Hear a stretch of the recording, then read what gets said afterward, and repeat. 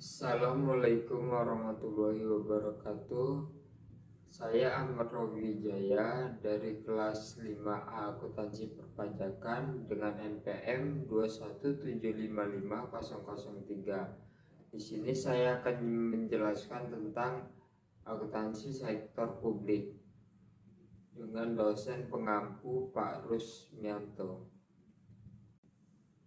Di sini ada pembahasannya. Yang pertama itu ada pengertian ASP, ada pengertian SAP, serta sifat dan peranan laporan keuangan daerah dan struktur laporan keuangan daerah. Apa itu ASP? ASP itu singkatan dari akuntansi sektor publik.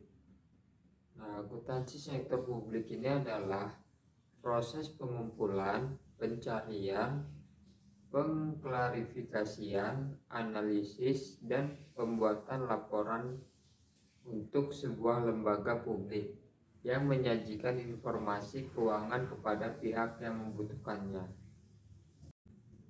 Selanjutnya ada SAP.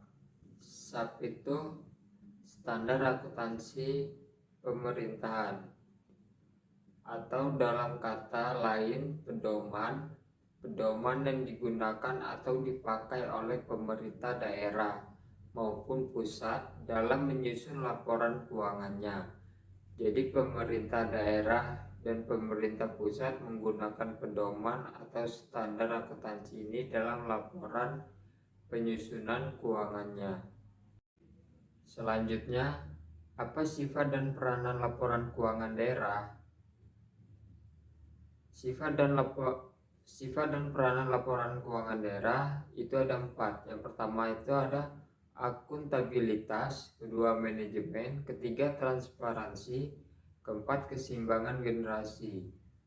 Yang pertama, akuntabilitas. Akuntabilitas adalah pertanggungjawaban, yaitu laporan keuangan yang dibuat oleh pemerintah pusat ataupun pemerintah daerah ini.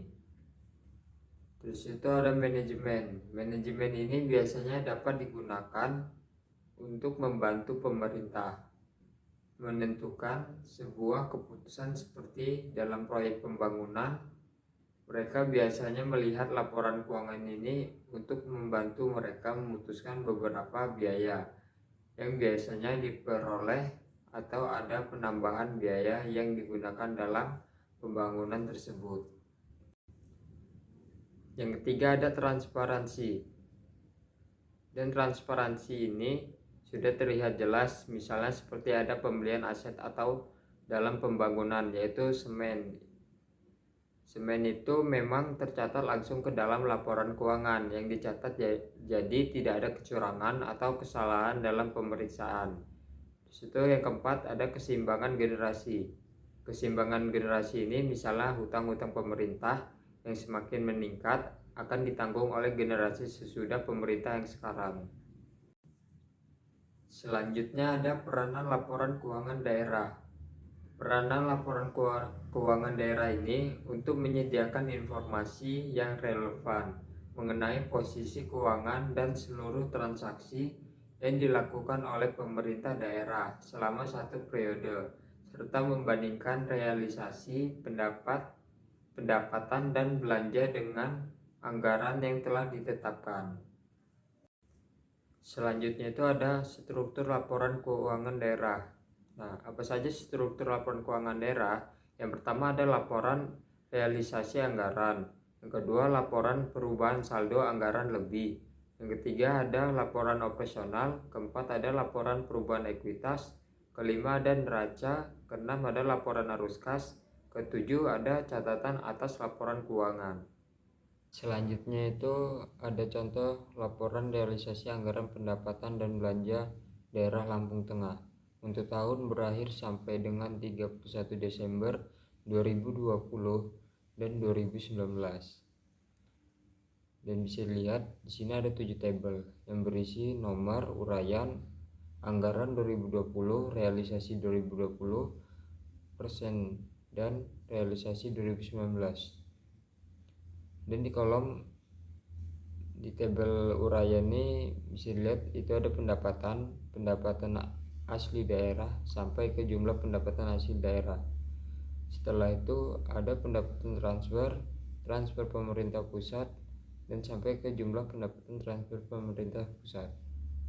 Selanjutnya itu ada transfer pemerintah pusat lainnya sampai jumlah pendapatan transfer pemerintah pusat lainnya, dan seterusnya sampai ke belanja operasi sampai ke jumlah belanja operasi.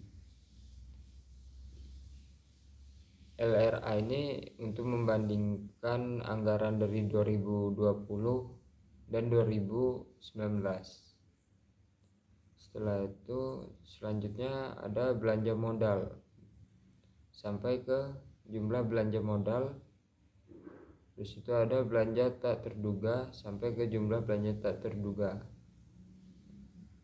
Setelah itu ada transfer bagi hasil pendapatan sampai ke jumlah transfer bagi hasil pendapatan.